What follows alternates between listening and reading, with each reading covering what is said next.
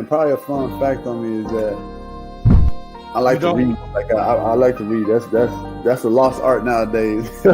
Oh, my great uncle is Jesse Owens. He won 4 gold medals in 1936. I always want to leave people with this, man, to all the viewers and everybody out there, man. Make sure you guys finish your story. Make sure you guys finish your journey because somebody's going to need it. Yeah.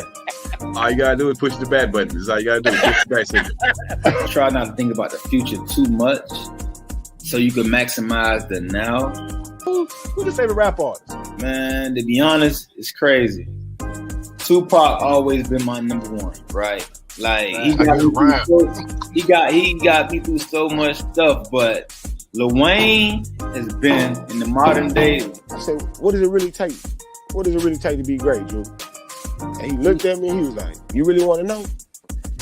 And he was like, to be honest, everything you did to get here, you need to be consistent times 10.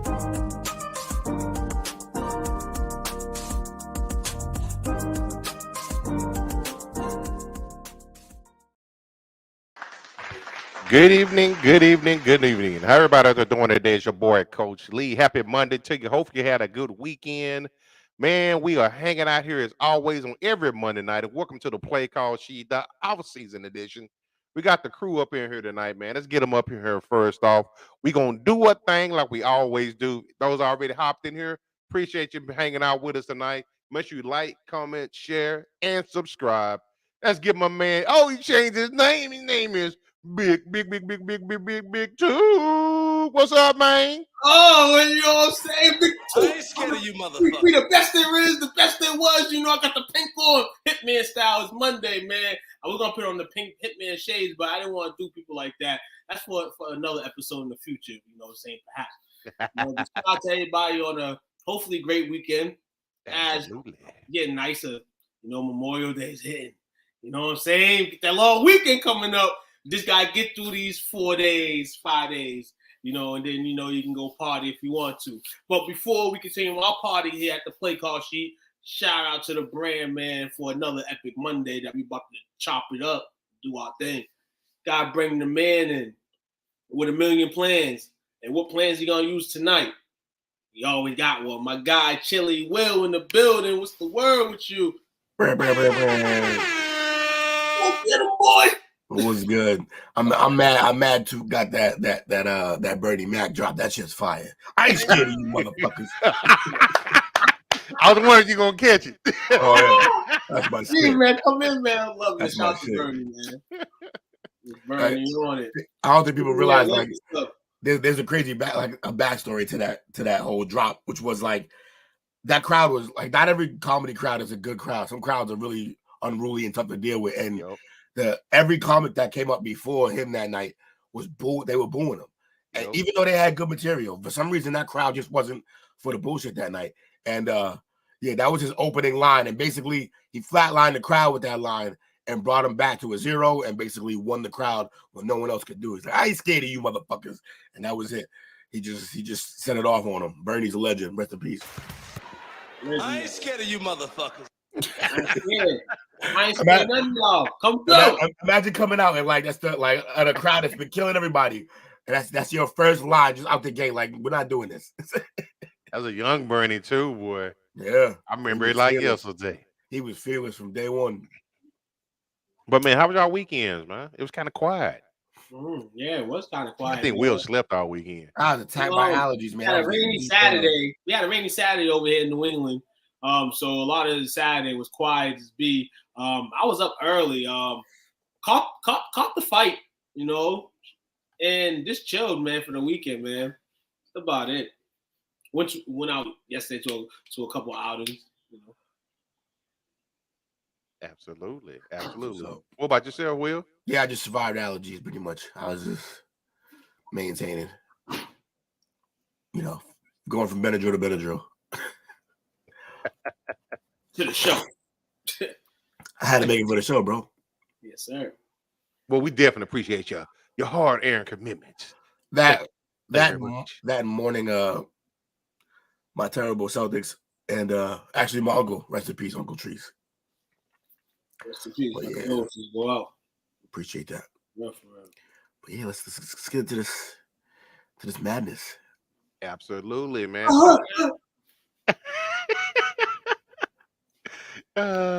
Y'all already being silly tonight. It's about to be a fun show, ain't it?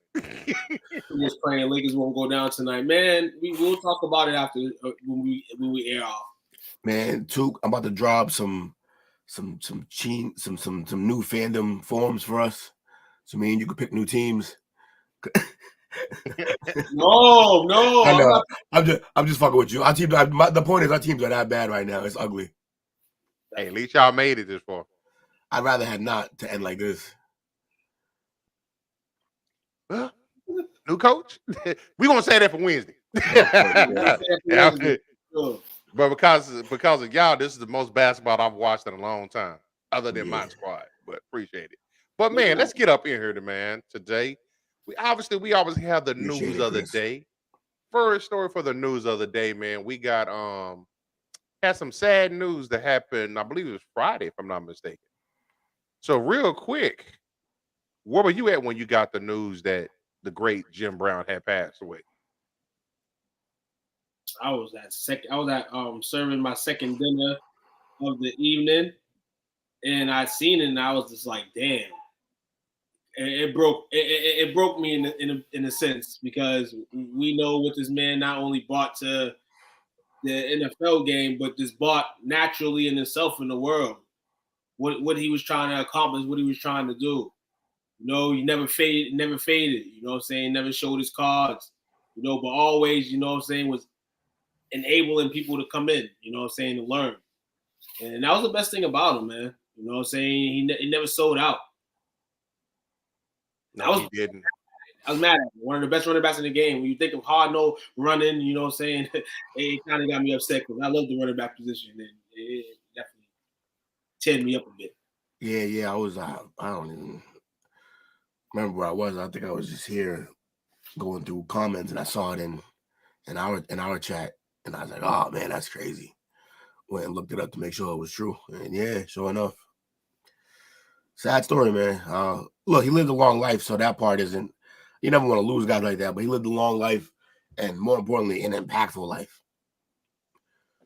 Impacted the game itself, impacted the world itself, impacted the culture.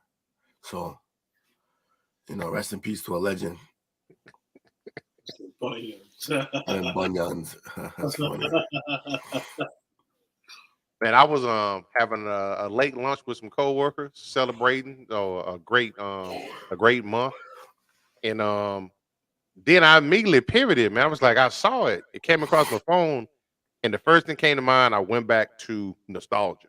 I went back to when my first recollection of being a kid, learning the game of football, and being told this is the best running back ever. This is the all-time leading rusher. And growing up and watching, you know, people chase that record, and obviously eventually, you know, Walter Payton passed it, and then Emmett passed Walter Payton, and so on. But being able to know, as far as like the young coach league, learning about football, Jim Brown was the first figure that was put in front of me. And then as I got older, learning about, you know, what he did from a civil rights aspect. And obviously, you know, he had some issues, you know, personal issues from time to time in the past, but I think it outweighed what he, you know, provided, you know, from a civil rights standpoint. And, you know, he was one of, and, you know, and it really hit me Sunday morning when my pops hit me. He goes, "It's only one left of the big four." So and that's Kareem, Ali, Jim Brown, Bill Russell. Yeah, Bill, yeah. Yeah, I also remember thinking when I saw it that, like, it was sad, but like I said, he was 87. And I remember thinking, man, I wish I could have had that same thought about Kobe. Like, yeah, it's sad that he's gone, but he was like 87. Like I wish he would have lived that long too. So, but yeah, man, it's rough, man. It's rough. We lost an important person, not just a person. Absolutely. And I saw, you know, the parade when LeBron won his trophy for Cleveland, and being part of, you know, of the parade and things like that. And like he said, you know, growing up and, you know, in Ohio, and especially in that part of Cleveland, you knew what Jim Brown meant to the community from day one. And he was just, any room that he walked into, even though, his record got broken and things like that, for a lot of people, a lot of different generations, they still saw him as the greatest ever as far as a running back, greatest ever football in some circles. But any room that he walked in, he immediately commanded presence. He was always bigger than life. Bigger than life, man. Definitely bigger than life. Sad, man. I was reading a couple of things on it today, man. And the way everybody went about what they went about, it said, man, Jim wasn't the sellout man. Jim still not even close. Stood on the shield. You mentioned the big four, Kareem, Ali, Bill, and those guys that did things for their reasonings, saying those guys are everlasting legends in the world, man. But sad that a lot of people out of the four may not even know in this era about Jim Brown. And that's the part right there that, it's going to be missed about him, man, because there was so many people in this world that I wished he would have, inspired and, they would have, been up on him and looking up on him, because especially as a football player. Yeah, absolutely. Absolutely. It's devastating. Plus, my man was good enough to still be in Mars Attacks. He's just a funny dude, bro. He can do it all. He could. And last shout out for him, man. He left the game on his own accord. Yeah, I think he played like 9 years. He was still fully healthy, had time left, but he's like, I'm not gonna beat up my body. Yeah, he went to the movies. Yeah, and he went to go look for some movies. Yep. Mm-hmm. You ever seen that movie? I think was it One Night in Miami? A Night in Miami? Yes, I have. And on Hulu, either Hulu or Prime, I believe. I forget which one, but yeah, like again, a lot of that is fictionalized because they don't really know what happened that night. They do know that they were all there, that they probably hung out or brushed elbows somewhere, but they don't know that they actually spent the night together like that. But yeah, man, like the backstory for him that they gave, where he went back to his old coach after blowing up. He had blown up, went back to see his old coach, talking to him and talk about family. They on the front porch talk about family. The wife brings out lemonade. They chilling, kicking it, and like all that stuff. And then the wife asked the husband to come back in and move something, and he goes to step in to help. And he's like, "Oh, I can't let niggas in my house." And I was just like, "Oh shit!" Like it hits you because like they just had this whole beautiful conversation and were choked up and talking to each other, and yet things really still hadn't changed. It was all a facade, and it was crazy. That was just a crazy moment. Like, not that we don't know that it's like that or that it was like that, but just that one particular moment because they really they brought it off guard. They made it seem like he had moved past stuff like that, or the coach was never like that. But nah, it wasn't. So it was a powerful moment right there. Absolutely. R.I.P. to the great Jim Brown. Absolutely. Appreciate you, brother. Well, we're gonna pick up the pace a little bit, man. We paid our respects. This one we kind of saw this one coming a little bit, but there was a couple of rule changes that came up. One of them we talked about, one we mentioned, but we didn't go into detail. And this one is the NFL brings back the emergency third quarterback rule. And this comes off the heels of what went down in the NFC Championship game where 49ers essentially ran out of quarterbacks. It's unbelievable. And they kind of deferred it, over to the Eagles to help them. But I'm not being a Eagle hater, but I think if they had to have it, if they had the starting quarterback, they'd be feeling. It's just my opinion. So the rule states what, that you can have a third quarterback on your roster without it taking up a game day spot? Yes. The particulars of it is the league will now allow each team, and it's what they call a emergency third quarterback. Obviously, it still has to get approved next Monday, which they figured that it will. But usually, a team only dresses out two quarterbacks, I believe, right? Allowing an extra roster spot for another player. But now they have a wrinkle in this arrangement, when they reintroduce it to the summer. And I thought I've heard that before. I didn't even know it was gone. Right, that's what I'm saying. Like, I'm used to playing old school video games and seeing 3 quarterbacks on the roster. Like, wow, Right. we have 3 quarterbacks on the roster, and that's the fascinating thing to me. Not to say they're looking into the future and saying, "Oh, QBs are going to get hurt," but you should have 3 quarterbacks definitely on the roster. QB is a spot that in any given moment, just like any position, but the QB position is the prime of the prime. Right. Now there is one little caveat to it though. For a team to be able to use the emergency quarterback, the first 2 must be physically unable to play. Yeah, that makes sense. Definitely makes sense. I agree with So they won't be able to stash a third quarterback on the roster. Yeah, you can't just sneak a guy, a weapon on there. Right. Yeah, that makes sense. It says, additionally, our emergency quarterbacks must be on the team's active roster. None can be summoned from practice squads during the game. Teams will, however, be able to designate their emergency passer 90 minutes before kickoff. Should one of the team's 2 quarterbacks be deemed healthy enough to return to the game, the emergency quarterback will be yanked. Wow, that's kind of man. I wonder what Vegas think about that. Yeah, it's gonna be fascinating. And because it's Vegas, just because we think it won't come up, it'll come up. Interesting. It'll happen. At some point, somebody's gonna use 3 quarterbacks. Yeah. And like Will said, maybe in Vegas better on what team uses the 3rd quarterback first.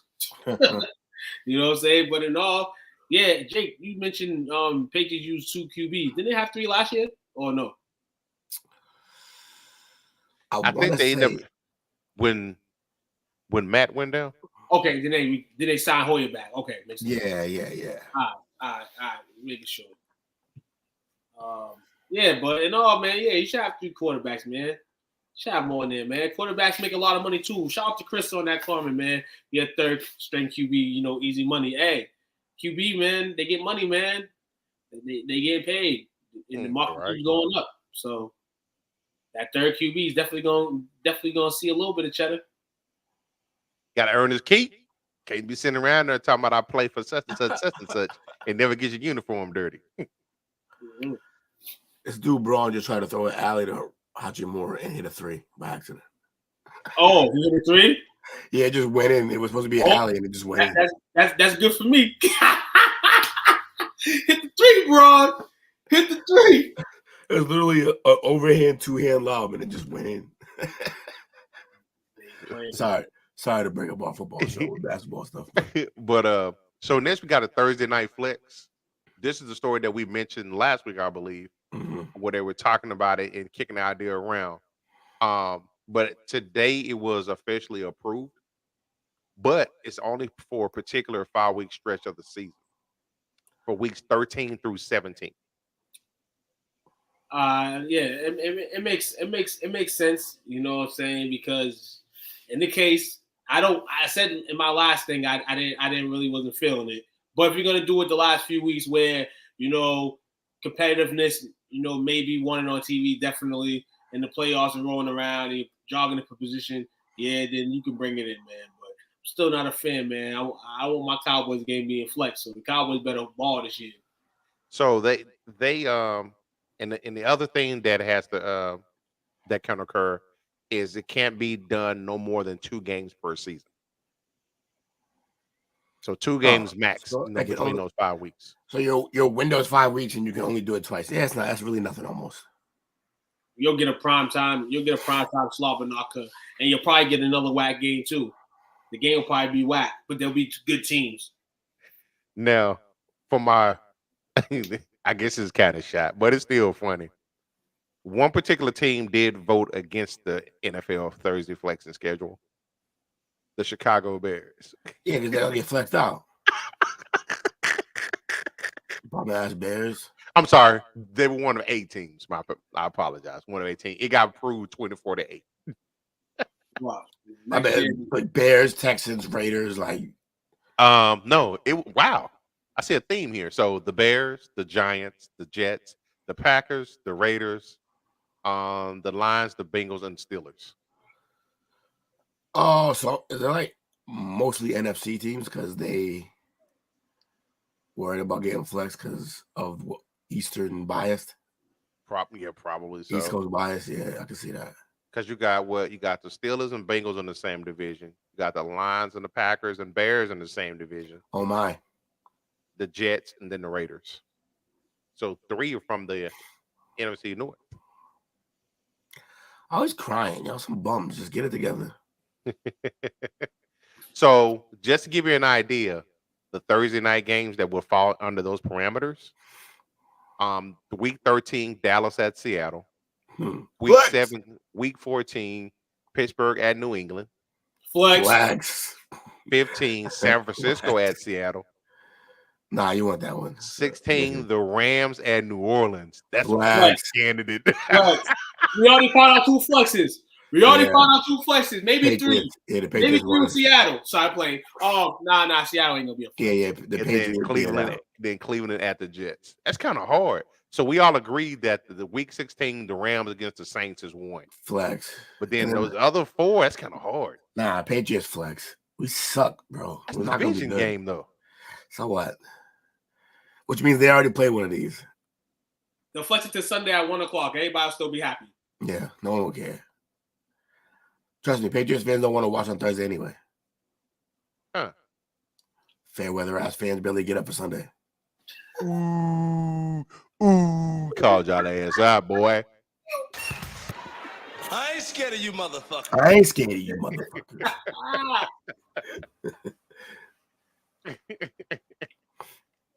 What? You making it weird, buddy. Yeah.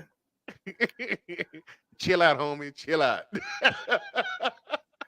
You don't deserve a Monday game if we have one. Yeah, no, I feel like I wish all teams had a Monday game. You know, every team should have at least one Monday game a year. That'd be dope.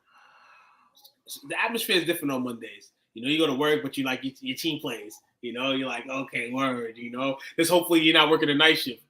Right. But you know, no, not me. Shout out to Jake on that comment, man. Shout out to everybody tapping in, man, tonight. Absolutely.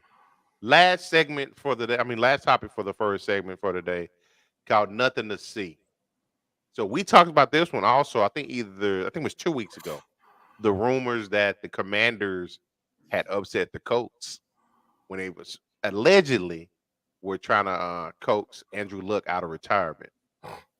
But according to the Colts, the issue has been satisfactory. It has been resolved to their satisfaction. Don't know what that means, but they said they're cool. So obviously, Irsay came out on the 7th and said if any team attempted to contact Andrew Luck or any associate of him to play for their franchise, it will be a clear violation of the league's tampering policy. That was his original statement. But like I mentioned, as of today, he's come out and they've kind of backed off of that. And because Washington said they never spoke to Luck or anyone in his immediate circle. So it didn't run afoul of the tampering rules. So pretty much, I guess they couldn't prove it. Even if they could, I just thought the fact that, like, the real L is reaching out. Like, come on, Commanders. Y'all pathetic like that. That's how y'all feeling? Also, like, to let that leak, what does that say to Sam Howell? Yeah. Or anybody on your roster? Like, man, who cares, man? Washington, man. Hey, man, Washington, you did it, man. Listen, it's Andrew Luck. I'm not saying Andrew Luck has any value still. Maybe to a team like the Commanders. It's sad. Who gives a damn about Sam Howell's feelings? If they can go get Andrew Luck, they taking Sam Howell to the moon. You know what I'm saying? How to the moon? That's what they doing. I don't get it. You know, at the end of the day, like I said 2 weeks ago, the Colts, who cares about Andrew Luck? You got Anthony Richardson now. If Andrew Luck wants to sign to another team, let him sign. Obviously, the reason why he left is because the contact and the physical, contact of the sport, the offensive line wasn't holding him up. Washington got to hold him up. You know what I'm saying? So, at the same time, it's like, who cares? But to the coach status, it's me. Like, did Washington throw him some money on the side? Like, yo, we're sorry, yo. We're sorry. We're sorry. Yeah. You know? I think that's what happened. Hey, Snyder knew he was on the way out. He might as well. Right. Dude, the Commanders trying to get anything and everything, man. They're trying to look appealing. Which is sad because they didn't even address it in the draft. If anything, they should have did something like go draft Stetson Bennett. If Hold on. anybody, just to get you some arms in there. Did Andrew Luck say he'll further discuss it? And then that's when the coach was like, hey, yo, like on the racial draft, Dave Chappelle, like, hey, yo, we ain't giving them away that trade. We the black delegation trade. Like, what the hell was going on there? Like, was Andrew blowing smoke to them? Because it's all weird. Like, out of the blue, like somebody wants Andrew Luck. We haven't heard Andrew Luck's name for years. Circling around about teams wanting them, and of course the Commanders got to blow it out the park. They're the Commanders, man. They can't do nothing right. That's why P. Diddy, if you see this, why I was so heartbroken that Snyder sold the team. Because I enjoyed him there. He was like our 13th man.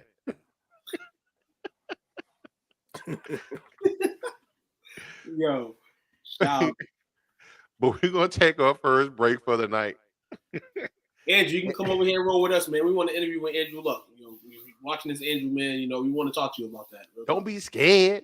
Don't be scared. But we'll be back in about 15, 20. Appreciate y'all. Hang on to your butts.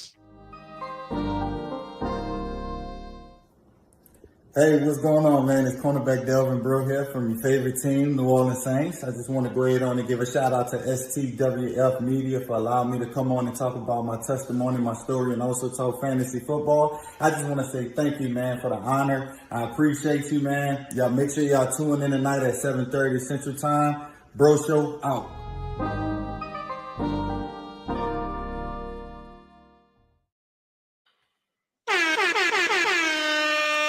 Welcome back to the Playcall sheet. All-season edition, man. You're hanging out with your boys at the parlay. Coach Lee, Big Toot, and Chili Will doing their damn thing. Yes, sir. So, man, something I kind of want to do. It was kind of funny when the draft was going on this year. You know, we had talked about, hey, you know what? We should do like a on-site show next year. And we was like, where's the draft at? It was like Detroit. Like, nah, I'm cool. Yeah, do that.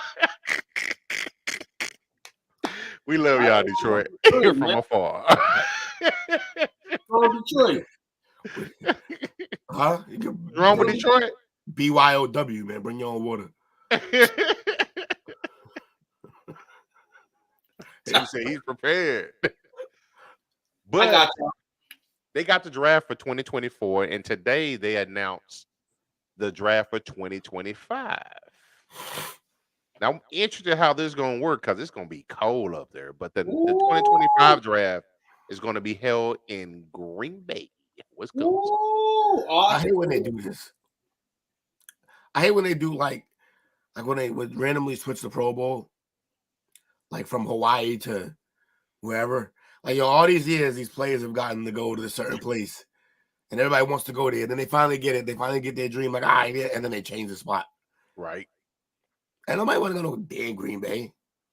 Now, you know what's crazy? Is this past year, they had 312 fans in person in Kansas City. And keep in mind, Green Bay has it's the smallest city in NFL population with 107,000 people. I don't know if they're going to have the infrastructure for that. Hey, all I can think about is chinchillas and furs and boots and all the extra stuff that goes on in this world with all these young guys, you know, and the way they dress, man. Green Bay's going to be a show. You said Detroit next year? Yep. Oh, you're going to see a different aspect of the NFL draft, man. You're going to see somebody, you might see a man with heels on, you know what I'm saying, going up to the podium. You know what I'm saying? It's going to be so cold up there. You know what I'm saying? Like, but nah, real talk, I'm not mad at it. I'm not mad at the different locations for it. I'm not mad at it. They got so much money, they can do that type of thing. They can move it to different locations, you know what I'm saying? And please the fans more. You know, maybe they had one in New England one year. You know what I'm saying? Not saying they will, you know, but it opens up for discussion. So keep in mind, this is what I think the 7th or 8th time they've moved around. It's been in New York, Chicago, Philly, Arlington, Nashville, Cleveland, Vegas, Kansas City this year, and then Detroit next year. And then real talk and be real with you. What you said in the beginning, Coach, where the total of people that come is like, you know what I'm saying? Maybe that's where they're trying to punt that. Maybe they're trying to see what fan base can actually hit in terms of the people. Then maybe they'll keep the location. But I'd like to change it anyhow. You know, bring a different aspect to it. Now you give me that number. Because it was in New York for years, man. That was at Radio City Music Hall, I think. Yep, Radio City. Yeah, different venue, man. Different venue. Hey, just like I was joking about, I don't want to go to Detroit. I sure don't want to go to New York. Why do you want to go to New York? Nah, I heard it look like Escape from New York up there now. New York, New York. The city of dreams. But man, shout out to the Packers, man. Y'all have a pretty good time. Yeah, it's interesting to see how they're going. Yeah, I just want to see how it works. Wise. Yeah, like logistical. Yeah. I'll be quiet. I'm gonna get the benefit of the doubt. I mean, them cheese. Like also like it's like a bad destination wedding. Yeah. It's like what are we doing? Like we just everybody go eat cheese. We got a cheese shop on the left, and we got a cheese shop on the right. Different styles of cheese and curds. Yeah, seriously. And what was the stuff you were telling me that that's poutine, right? From Canada. I know exactly. Plenty of that up there. Sure there is. So next up we got bad hand dealt. So this is definitely a play on words because obviously there's been a lot of stuff going on between the NFL and gambling with the players. I think we mentioned it was a college team. It was Iowa and Iowa State. Yep. Where they was mentioned as far as gambling and stuff like that. Well, the NFL is investigating the second wave of potential gambling violations as well. And this is coming off. They've already suspended 5 for the violations of the policy in April. So under the NFL policy, players, coaches, and staff can bet on other sports if they're not at a league or team facility. A violation of this statute results in a 6-game suspension. The league also prohibits personnel from betting on NFL games or other league events, with the violation bringing a 1-year-long suspension. Their crackdown on this is sketchy. Yeah, they're so against something that they're openly always advertising that it makes me wonder. It's all about public perception. Yeah, it makes you wonder because it lies under the cover and it all makes sense. They know the drill of the game. We don't. They want us to bet and lose our money or win our money. They want them to keep that in their pocket and be secretive about it. But the way this world turns, man, is never like that, man. Now you said a second wave of gambling. Yeah, you're gonna get this because a lot of people have been doing some dirty stuff. You know what I'm saying? A lot of people have been gambling. Now my thing is, a big star get hit. Like or they're gonna sweep it under the rug. Like Calvin Ridley at the time, he's still incoming. He's still trying to find his way. Like, will somebody big get hit? Because there's a lot of guys in the league that be finger popping. You know what I'm saying? So we shall see. And Detroit Lions already got snuffed with it. But a good thing about that is, besides Jameson Williamson, the rest of them were scrubs. So maybe the scrubs are going to be game. Scrubs, don't gamble. Even if you're a scrub, you don't want to lose your paycheck that you're barely getting for gambling. You don't, you get to bet on other sports. So if you need a caper, holler at us.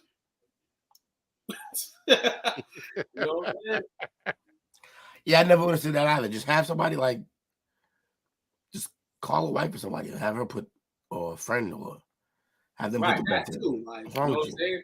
That's why it's sketchy, Will. You've been in your head. That's why it's sketchy, because people they don't think. I don't understand this. You say they don't think? Yeah, they don't think. You don't have to, I get it. It's a problem. If it's a problem, then yeah, go get help. But like the whole Lions team getting caught up. I thought they got caught up because they just Silly. it's the wave right now, and nobody it's silly like this. But like, yo, the rules are the rules. Just handle your business. And to the viewer that was asking about the five, it was Stanley Berryhill III, Jamison Williams, Quintel Cephas, C.J. Moore, and Shaka Tony were the five that who have been suspended. Only Cephas and Williams will anybody care about. Right. Fascinating. We're gonna see, but I agree with you, Will. The fact that almost every commercial break is some type of gambling commercial. Like y'all got to stop that. Like it's the same thing where it's like kids don't drink. Here's a Budweiser commercial. Like what do we get your shit together? People gotta stop gambling on the game. Absolutely. No, they don't. You gotta stop doing it at the place. Oh no! I'm talking about in terms of like the way the league is orchestrating that shit. Like, you know what I'm saying? Like we're gonna bet regardless. I'm just being an asshole when I said that. We're not gonna stop it. We're gonna continue to do that. We're gonna continue to do that. I'm talking about more. It's like you're never gonna get the players in doubt, and that's why it's sketchy. People gonna do stuff. Don't smoke no weed. I'm gonna go over here and smoke some weed. You know what I'm saying? Don't do MGH. I'm gonna go over there and do MGH. I mean, hey, it's life or death. Risk or no risk. You're gonna get caught, or you're not gonna get caught. What they say? You ain't cheating. You ain't trying. Yeah, like it's just the whole. It's crazy. People keep rolling the dice. I get it. They try to protect the integrity of their game, but it's funny what they deem to be integral. It's funny what they deem integrity and what things they do protect and what things they don't. It's wishy-washy. And very inconsistent. Sketchy at best. Yes, I agree. Shady motherfuckers. So speaking of shady motherfuckers, this one is called Unnecessary Cuts. So this is what we were talking about earlier. This involves former Jets running back Ty Johnson. He says he was cut right after the team asked him to have a surgery that he didn't even want. He had a torn pectoral muscle that he hurt during the offseason workout. And he was released on April the 26th, less than a month after he tore his pec muscle. The timing that has clearly upset the running back. Johnson says the team cut him shortly after asking him to undergo surgery. The veteran has remained unsigned since being released. So I wonder if they made him do that. Now that I think about this, if they made him do that because of a personal or a possible workers' comp issue, got hurt at work, doing work activities, let's get you to go ahead and get this surgery. We're gonna pay for it, and then we're gonna wash our hands of it. We don't have any liabilities. That's what I said, man. Like, you know, like people, your job's not safe. Somebody can tell you that your job's safe in your face in the professional leagues or in life, and your job's still not safe. You're still thinking of ways of things to do. Unfortunately for Johnson, he couldn't do that. He was hurt, you know. But then you're looking at coach, like you said, try to wash it away. You know why?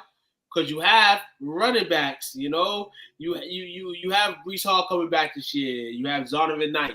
You picked up Israel Akakonda from Pittsburgh, you know, a guy that should put some blast on that Jets running back system. So, you know, Ty, the Jets got Israel? Yep. Yeah, the Jets got Israel. That's some bullshit. All right, yeah, cool. So I was just looking that up. I had to look up Jets running backs, and I'm sitting here like, okay, this makes sense now. Like, the Jets are like, we don't need you no more. We don't need you. You was a guy that we needed when we wasn't really hot, like men would say. But this is why we hot. You know what I'm saying? We don't need you no more. And it sucks. It sucks that we're talking about a guy that's hurt that damn you lost your job on your day off. But shit. Absolutely. Craig so right now they have Breece Hall, Zonovan Knight, Michael Carter, and Israel. Mm-hmm. So they're 4 deep. They're gonna be fine for when Breece comes back. They're not gonna rush him now because they got Israel. They gonna that's gonna be wild. Toad Ned Rock. Oh, it's gonna feel fun finishing 4th in our division. Luke. Pretty much. Sound like old times. You were supposed to be the chosen one. Yeah, I slided some nerd shit.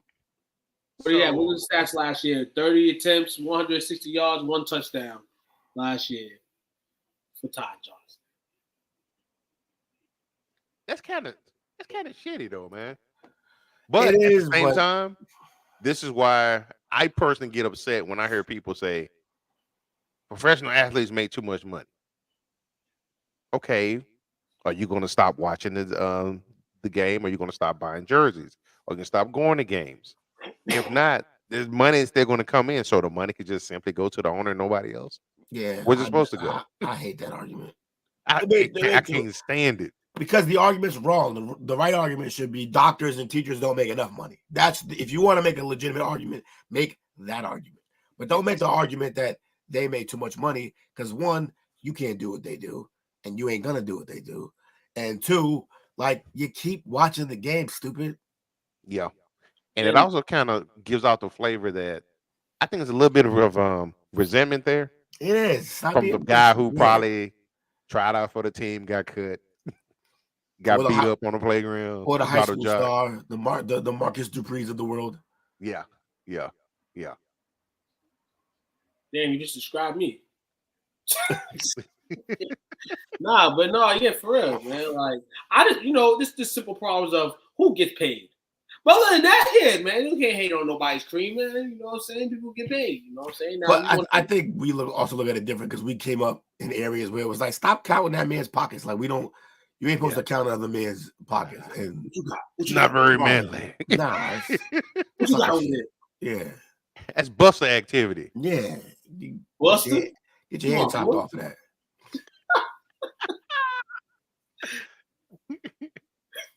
Speaking of counting pocketbooks. I was going to say can pocketbook. We ain't supposed to be counting pocketbooks. The next story, let's count this pocketbook. This one is called Investment Venture. And this one kind of surprised me. But at the same time, it didn't. But Will had a good question. And I'll let you answer ask your questions to the audience, Will. But Tom Brady reportedly has finalized an NFL ownership agreement. The sale of the minority share of the Raiders to expatriates and Bucks QB Tom Brady has been agreed to and submitted to the NFL for approval. Won't be done at the spring meeting, but the ball is rolling on it. Brady is already in business with Vegas owner Mark Davis with the WNBA Aces. It makes sense. Mm-hmm. Wow. And the first thing I thought of when I heard the story was, so how does this reflect or in affect his standing with that $300 million contract? He's gonna go broadcast. Who is it, Fox or? Yes, Fox. Basically, what happens is there was already chatter around that he was saying that he wouldn't fulfill it because at the end of the day, he's not going to be able to, he's not going to be able to do that. So, at the end of the day, it's just something that was written in the dream. Like, yeah, Tom, when you're done, we want to sign you to this. But Tom's like, man, I'm going to be smart, man. I ain't going to do y'all like that, and y'all ain't going to do me like that. Because being in the media scene, talking about the game like that, it's not easy. People might not like you on the screen, but you know what I'm saying? It's not easy. Yeah, no, but the easy or hard, that's a different argument. I'm just wondering from a standpoint of now, now I don't know if he can. No, he can't. No, he can't. Because it's a conflict of interest now. No, he definitely can't. He definitely can't. But guess what? Because you own a team, so Tom doing this, man. I had a theory about Tom now. Tom's gonna be in the ownership of the Raiders. Will he pull a Michael Jordan? Come out, play for the team. Will he pull a Michael Jordan and go play for the Raiders? You already got Jimmy Garoppolo there, Made for TV movie. The Raiders become the Cowboys. Pull up the owner to be the QB. Jerry Jones ain't even do that. Yo, like, for real? Yeah, that's what I think. I honestly think that that's what he can come to, ultimately. And Tom can still keep his reins in the seat if he doesn't want to play no more. Hey, Wouldn't be the first time a porn star got shit on. Porn star Jimmy, man. He'd get fucked over twice. Damn, I just quit. Right? Like, at the end of the day, Jesus. I'm having shit on. Because Jimmy know that Tom the big homie. Like, when you know that, you know it ain't for the big homie. No. Jimmy Garoppolo, you're still, hold on. You're still in Vegas. No. You're still in Vegas. You're still in Vegas. You're still getting buns. Yo, like, hold on. We talking about QBs. We talked about QBs a few moments ago. QBs are going to get love in the club anyway. They just got to say they're the QB of a team. Bro, how many times are you going to get replaced? How many times are you going to get replaced before he just be like, fuck y'all? Like, big homie. Bro, if it's Tom Brady big homie, then he good with it. No. I don't care what you think about it. Nobody's big homie. Nobody's good with that shit. Tom Brady to Jimmy Garoppolo, that's Jimmy's big homie, dog. You want to see that? It's actually not his big homie, though. If you remember, that's one of the funniest moments ever. If you remember the pick that Butler got, in that moment, Tom Brady jumps up and down, does a little spin jump, looks dead at Jimmy, and Jimmy goes to like shake hands and be like, yeah, hug. Couldn't find nobody to hug. Tom Brady walked off on that man. I'm telling you, the relationship's not there. It's not like that. They're not like that. They not like that. They not like that. Hey, this opens up other ventures too, man, for these two guys, Al Davis and Tom Brady, potentially. They're not done. They're not done walking things up out in the West. That's a funny connection, those two. That's weird. Considering what his team. They wanted Tom for years, though.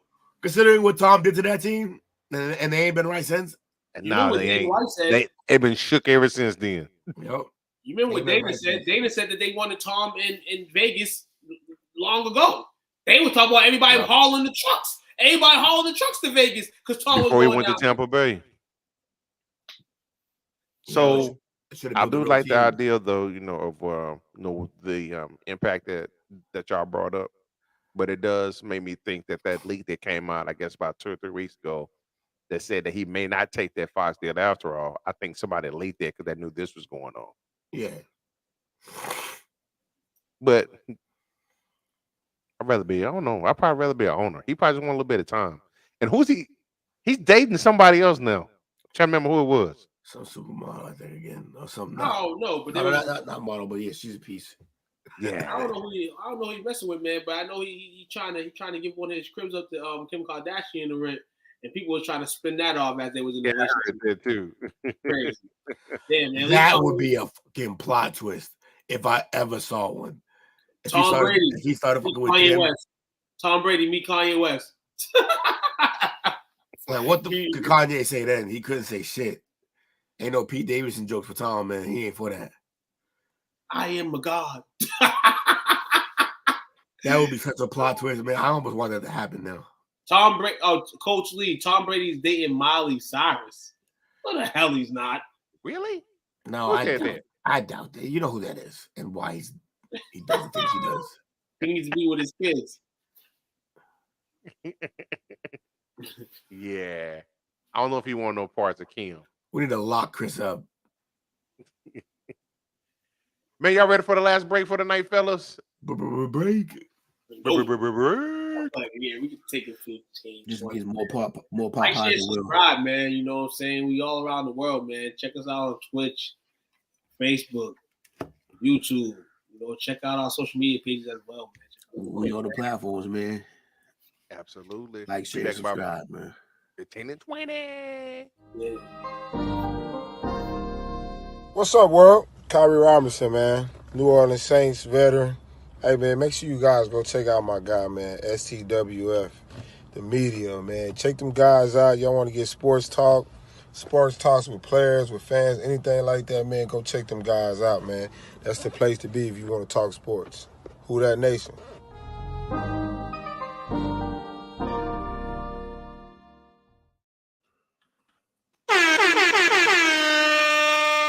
Welcome to the off-season edition of the Play Call Sheet, man. You're hanging out with your boys on the parlay.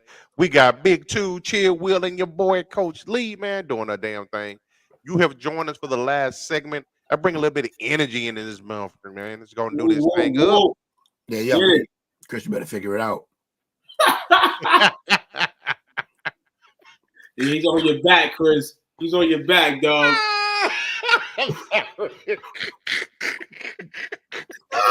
Wakey.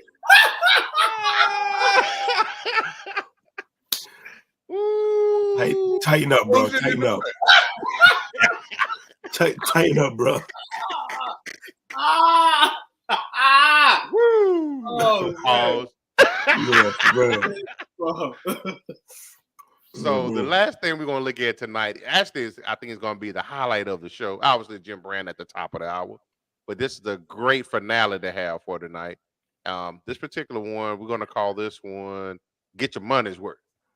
So, according to Yardbark, they came out with a list of the most overpaid and underpaid players at every NFL position. Yeah. Yep. Who would you say? Well, first of all, what do you think dictates somebody being overpaid or underpaid? We just went through this, and there isn't. We're not doing that. You are what the market gives you. If somebody fucks up and gives you too much, that's on them. Oh hell no. And what I said, you get your money, whatever. But that don't give me no reason to give me my opinion on that shit. And this is what this topic is. We gonna know at each position. Yeah, we want to know because shit, you underpaid or overpaid. You heard? But in the scheme of things, you in the market, you get what you want. But that don't mean we ain't gonna get on here and talk some shit. We gonna talk some shit. Ooh, boy, it's getting wacky in this motherfucker tonight. I'm not looking at that. I didn't really know. No comment on that. I think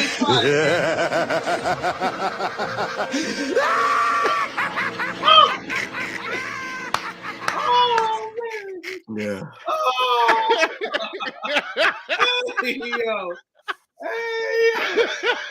Yo. Hey, man. Hey, we're trying to stay professional here, man. Yo. Hey, yo. Yo. What they doing in Atlanta, dog? What they doing in Atlanta? Yeah, for real, B. Roaching peaches and shit. Pause. So the quarterback, I don't get this one. They say he's an underpaid quarterback, and that's Brock Purdy. I still think the jury's out on him. Yeah, he came in and ball, but how dare you? They got film on him now.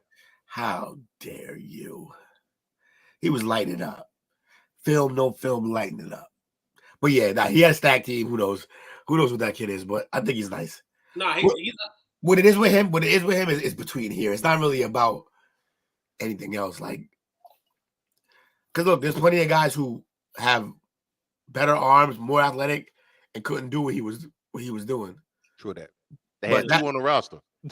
Yeah. That being said, with that team, we've seen who was it back a couple of years ago? Mullen. Yeah, Kellen Mond. Yeah. Like Mullen had a few. Oh no, not Mullen. Mullen. They had a guy named Mullen who was on that team. Mullen. Who was like, yeah, Mullins. That's who it was. Yeah, like a little hometown hero having like runs and games in between people being injured. That look great. That team can do it. That team can do it. Like it's not. They make quarterbacks look a little better than they are. So he probably is underpaid for what he did. But remember, you don't get paid for what you've done. You get paid for what you're gonna do. It's true. Albert, I got a question for you, sir. Who's your team? I'm curious. I see your statement said that the jury is out on Jalen Hurts too. He had one good year. Yeah, but it was a year that he went to the bowl, which that'll help you. And he got paid this offseason, so we're gonna really see. Oh, the heat is on now. Yeah. So you were nice and lovable, and the fans adored you. We know Philly fans can be ruthless, man. He's a Cowboys fan, man. Salute. Cowboys fan. Why do they just keep Albert, man? Cowboy for life. Why do they just keep producing y'all? It's like we already been produced.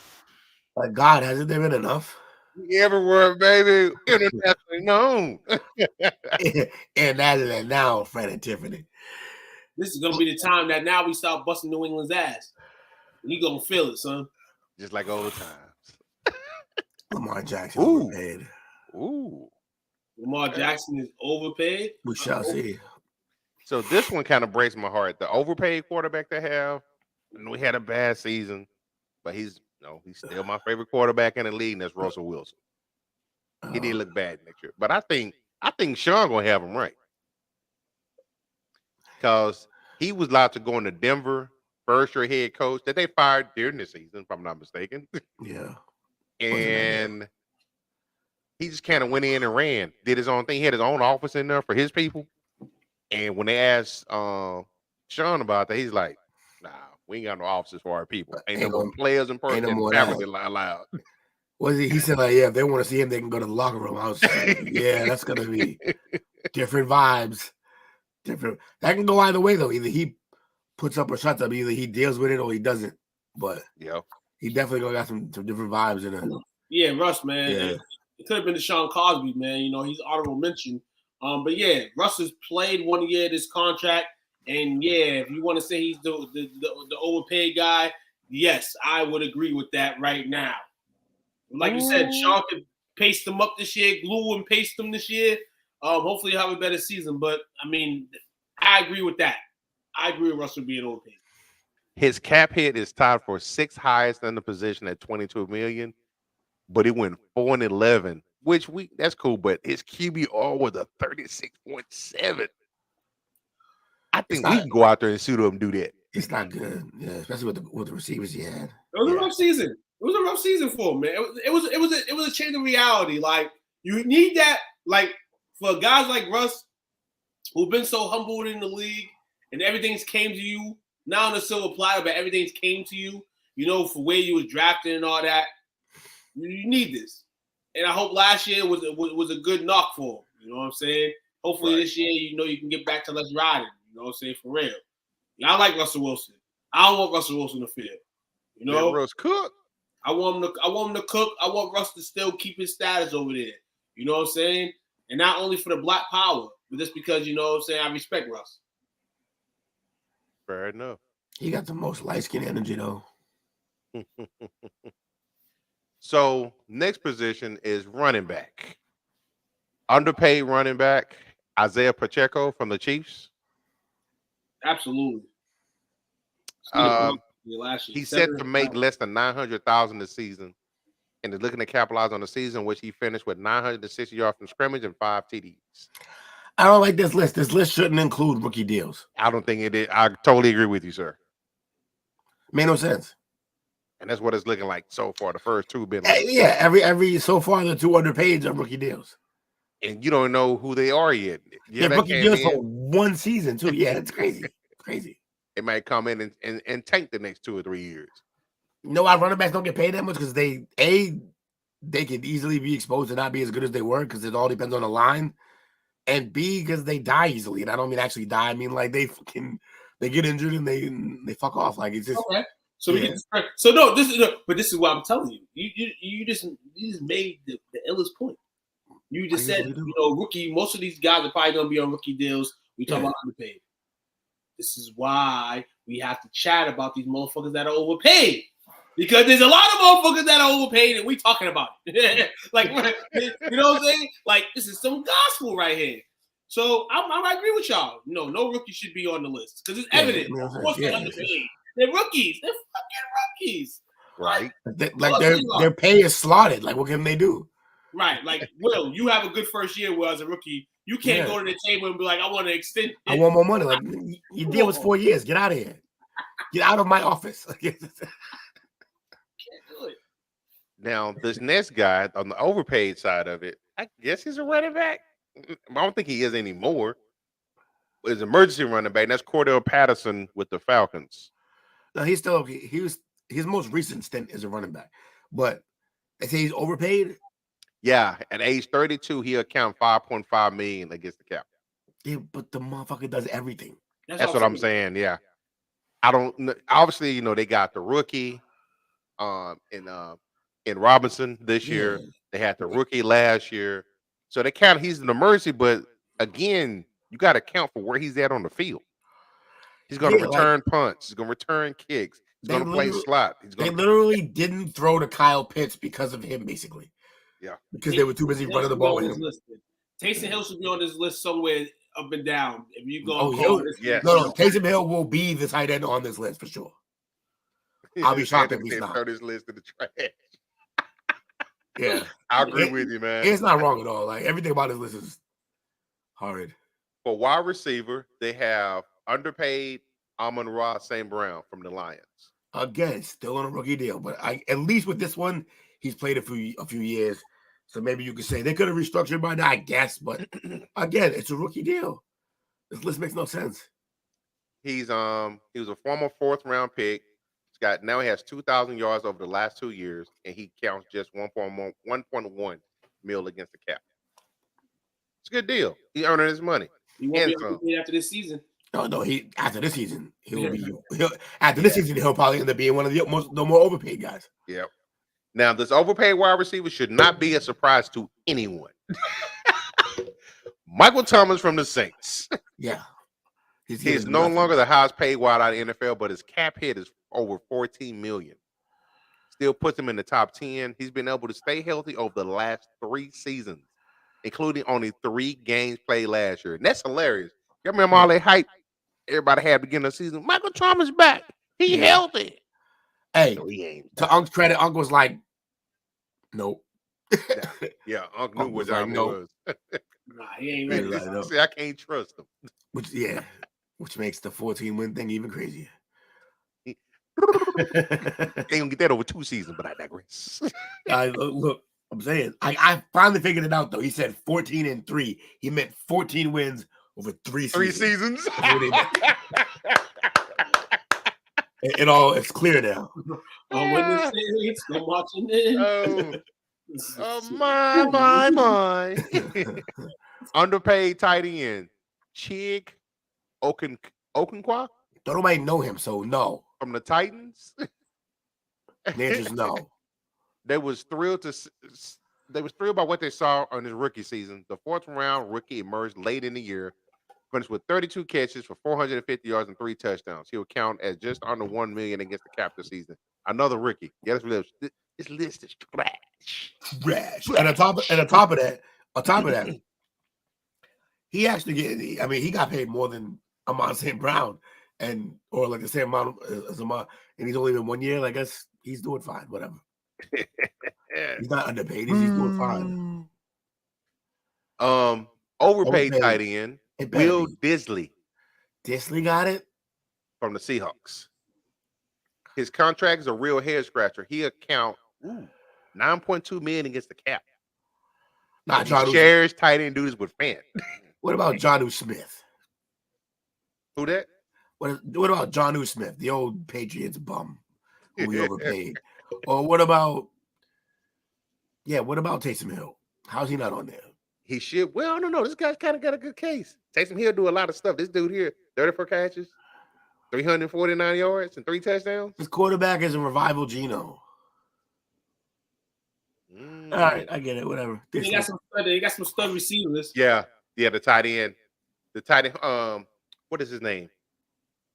Tight end from Cleveland. Njoku. And they didn't even want him a couple of years ago. Njoku's problem is they don't even try to throw to him. Nah. Well, hopefully they change. Then they got a quarterback that's a little bit better. They be having that big motherfucker out there blocking. Like they don't even. Yeah. He's an honorary lineman. This list is trash. The underpaid offensive tackle, Tyler Smith from the Cowboys. Another rookie. Yeah, everybody there, rookie. Extremely valuable in his rookie season. I feel like the rookie class made this list because they were just like, we should get paid more. I know, right? Overpaid offensive tackle, Ronald Stanley from the Ravens. Fine. Ooh. He played on 11 games last season, but his cap hit remains the 4th highest among tackles this year at $23.7 million. That's so good. That shit crazy. Like tackle, like quarterback. And he's been hurt over the last 3 seasons. Like tackle, like quarterback. Damn. Maybe we can tie those together. There's some kind of correlation there. This year. Some kind of correlation there. They both missing games. We don't want to play. Pretty much. Underpaid offensive guard Tevin Jenkins from the Bears. He missed most of his rookie season due to injury, but made up for lost time last year with elite play at guard for the Bears. The former 2nd-round pick has a cap hit of nearly $2.3 million this year. Not bad. Overpaid offensive guard. I'm starting to see a trend here. Andrews Pete of the Saints. Yeah. Well, all that talk. Mickey Loomis. Mickey Loomis a great GM. Boy, he kept kicking that can down the road. Yeah, they are. That's not good. Pete is one of the highest paid guards in the game. He got a cap hit of $9 million this season. He has missed time in every season of his career and has played a combined 17 games over the last 2 seasons. Played one season in 2 seasons? Yeah. And you paying him $9 million a year. Oh, we're gonna say not good. Watching when the Saints, so we're gonna watch it in. But when the Saints go marching in. Yeah, you're right, Anthony. Yeah. They are overpaid. They should be paying the wrong guys. They did. Underpaid center Creed Humphrey from the Chiefs. Creed. He has been at the top or near the top of the league. He has been at or near the top of the league since he was drafted in the second round in 21. Yeah. He made his first Pro Bowl last season, but his cap hit is approximately $1.5 million. That's what happens with rookies. Overpaid center Brian Allen of the Rams. Allen has been solid when available, but the Rams center has been significant time in 2 of the last 3 seasons. He played only 7 games in 22, but his cap hit is over $3 million for this year. Yeah, they're gonna cut his ass after this year. Yeah, that's my idea. Yeah, they probably should. They gotta cut a lot of people. Yes, he'll be on top of the list. Their cap situation sucks. So underpaid defensive end Greg Russo for the Bills. Russo has developed into a player of the Buffalo Hope when they drafted him in the first round of 21. He had 8 sacks in only 13 games. Okay. No, we're not accepting these rookie deals. Overpaid defensive end Emmanuel Ogba from the Dolphins.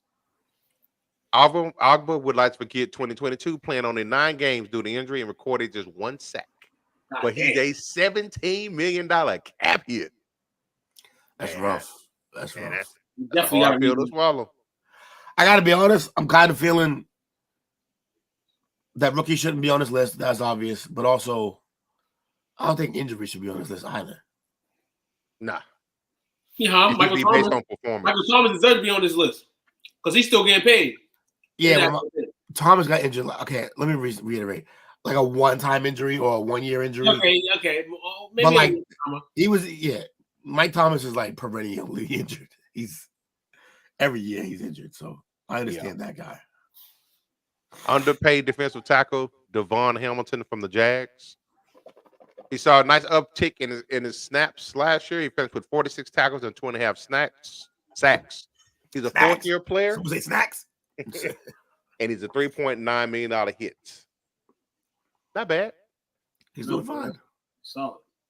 Overpaid tackle DJ Jones of the Broncos. Damn, Broncos got 2 people on this list.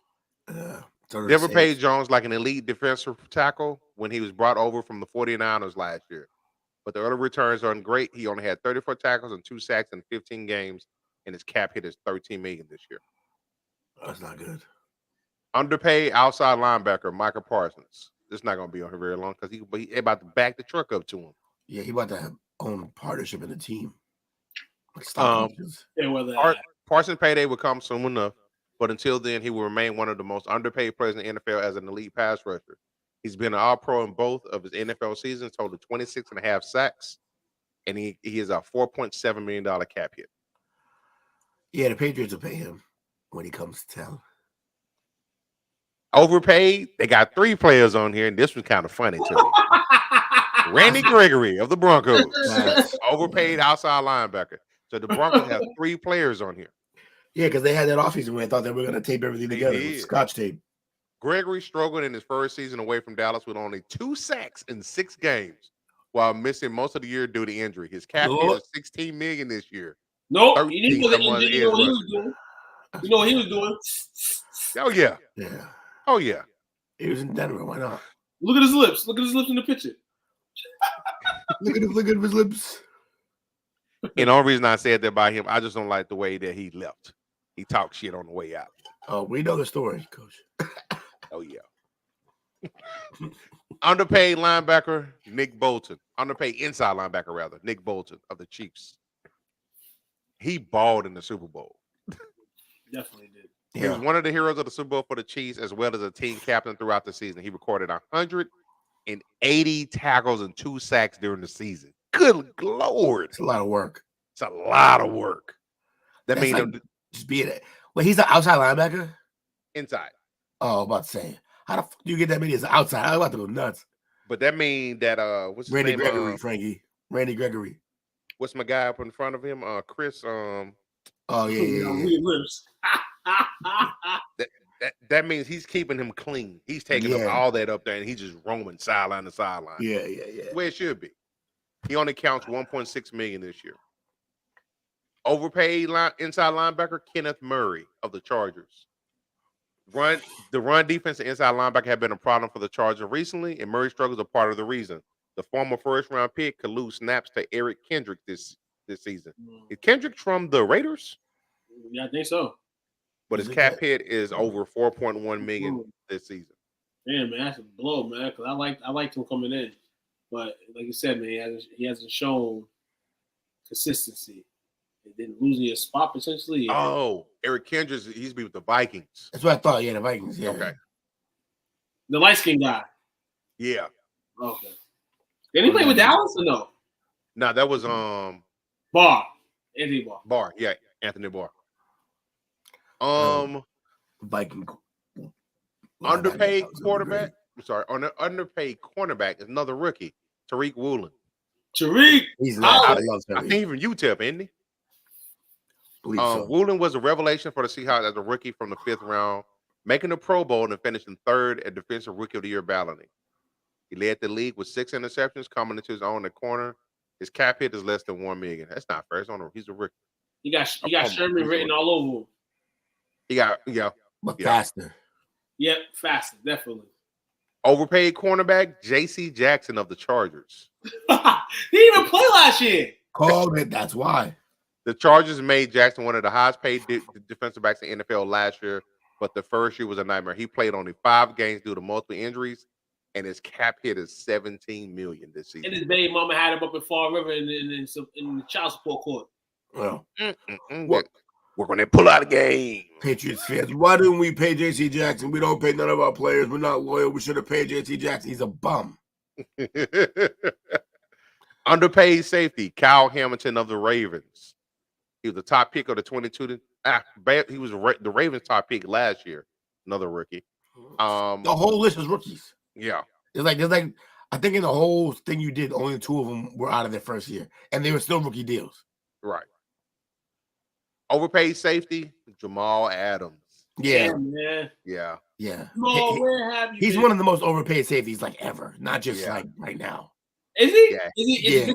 How about no? The other dude wasn't a safety. He was a cornerback. Remember the dude from the Raiders that got the Eagles fucking ended up trying to go grab? Oh, awesome one. Namdi awesome. Oh yeah, from the Raiders. Yeah. Yeah. He got overpaid too, but I'm just talking about at safety. Safety just like he was a corner. Maybe ever, just because he got paid such a bag.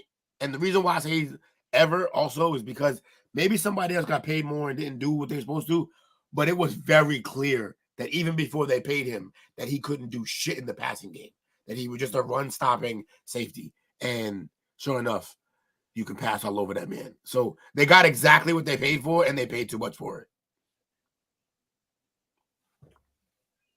Yep.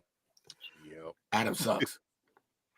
Hey, they didn't. Guess what his cap is for this year? 21. 18. Pretty close. Hey, man. 3rd highest among safeties. Underrated kickers, underpaid kickers, underpaid punters. Where they at? They don't get no love. Who'd you say would be a underpaid punter?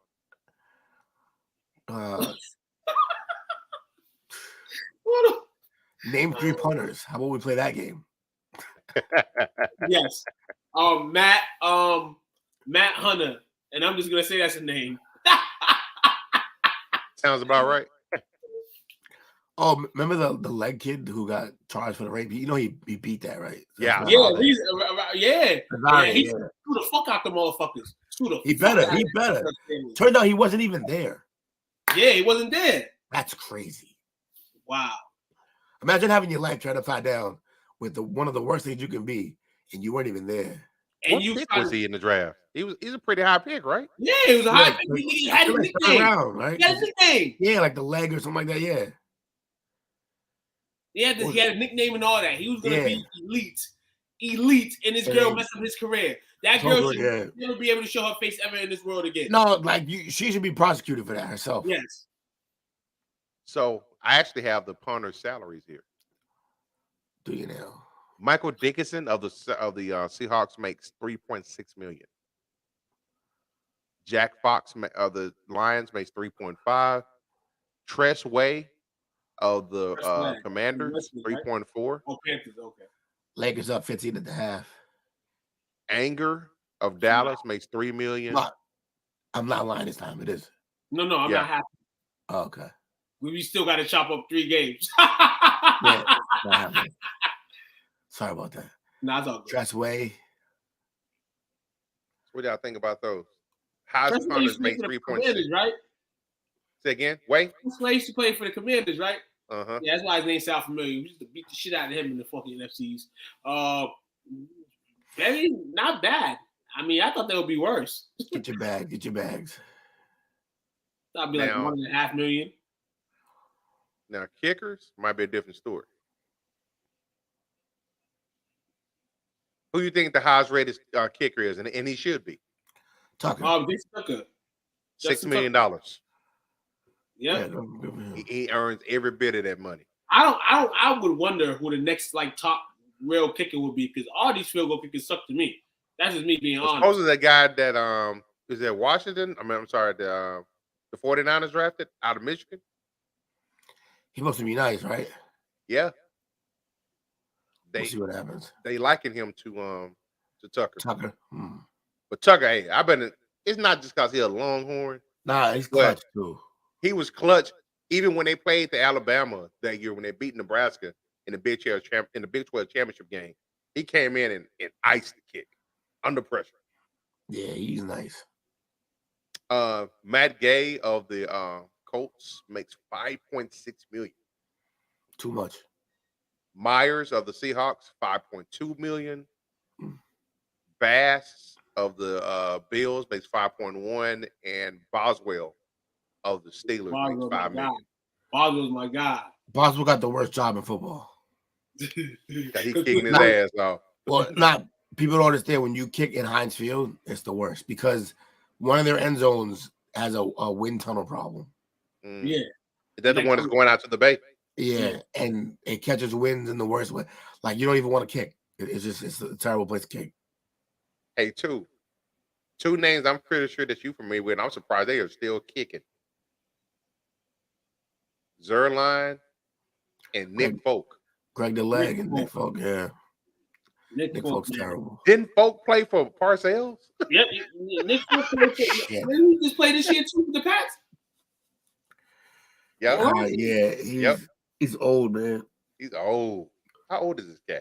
He's got to be damn near 40. He's 38. Yeah, he's old. Wearing a one-liner. With one-liner helmet. I hate those helmets. They're like dweebs. Man, who y'all got for shout-outs tonight? Man, shout out to everybody who joined the chat. Who we got for MVP? I was gonna give it to Chris, but he was doing too much.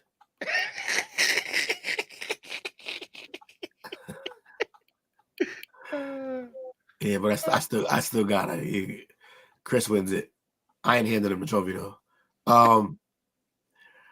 Yeah. Shout out to everybody. Shout out to everybody.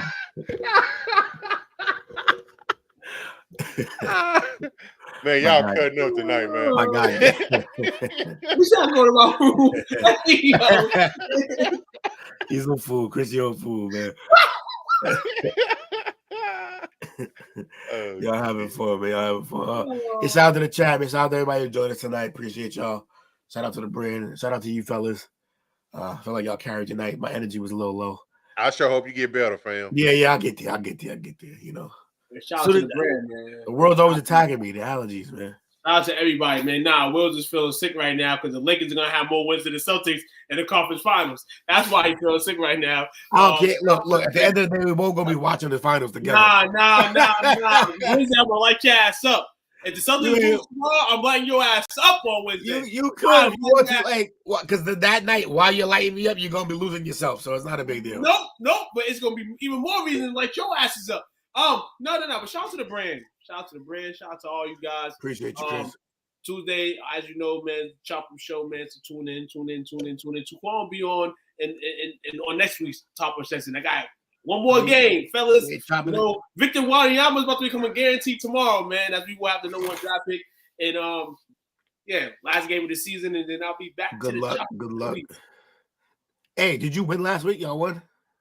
Hell no. Hell.